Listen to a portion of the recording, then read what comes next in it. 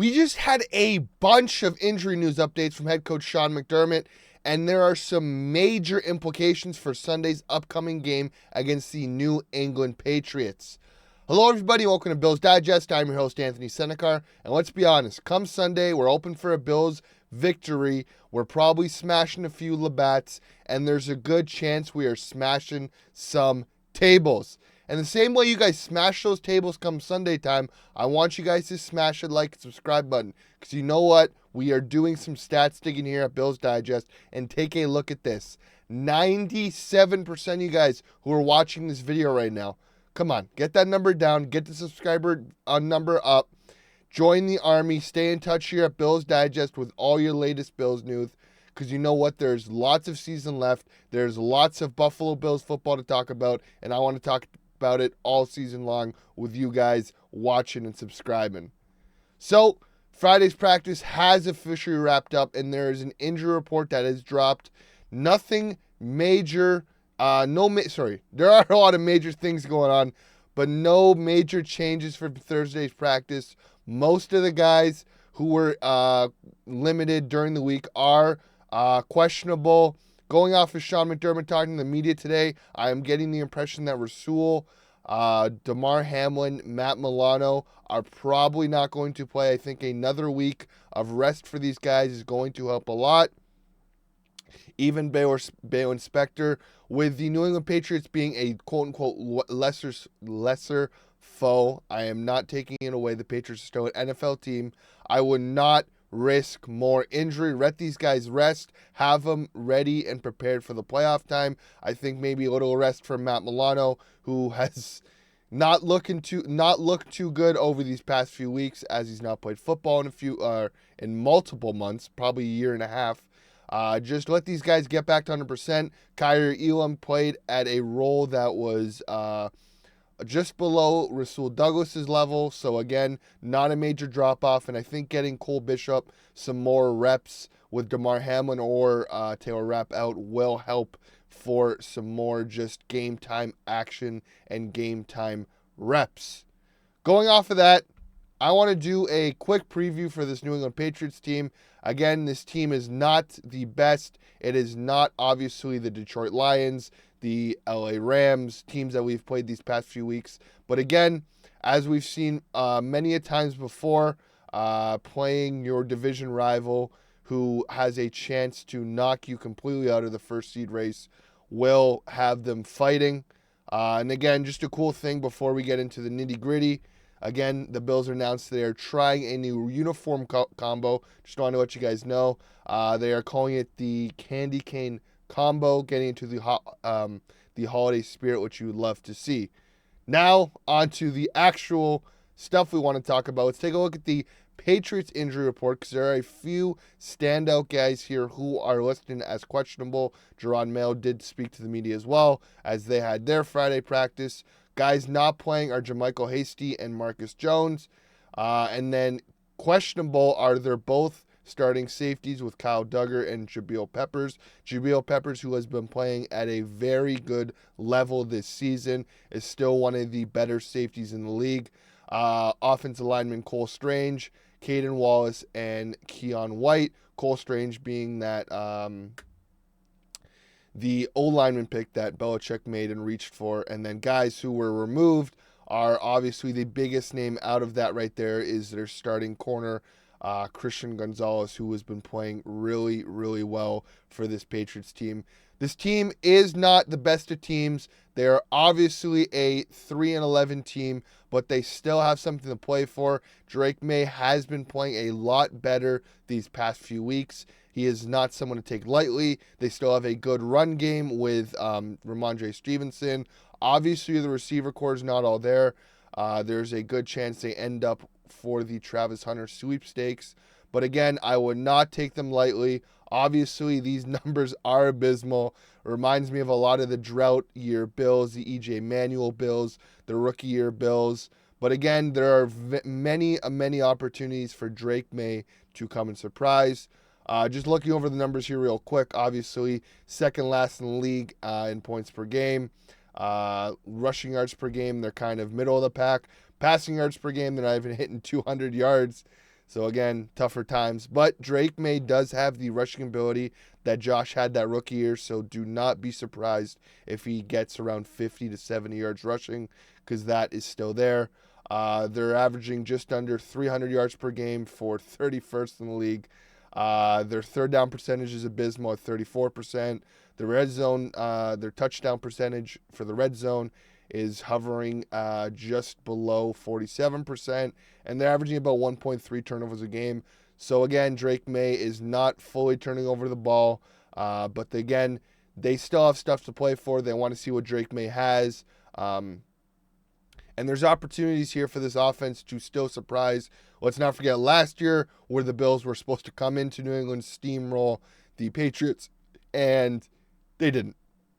They ended up losing. So again, you never know what can happen.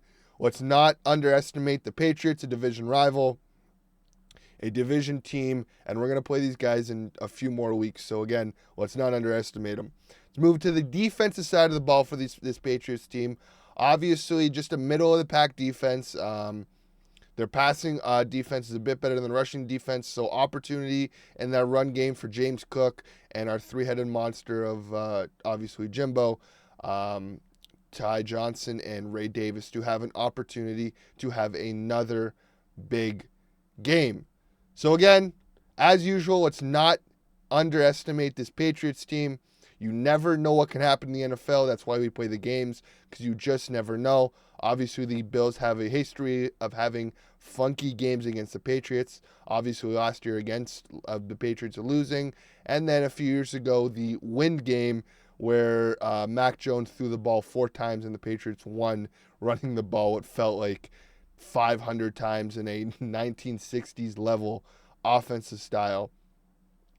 But moving off of that, there are a few opportunities for the Bills to have a great game against Drake May. Something I want to point out for you guys right now is Sean McDermott's record against rookie quarterbacks. He has an 8-3 record.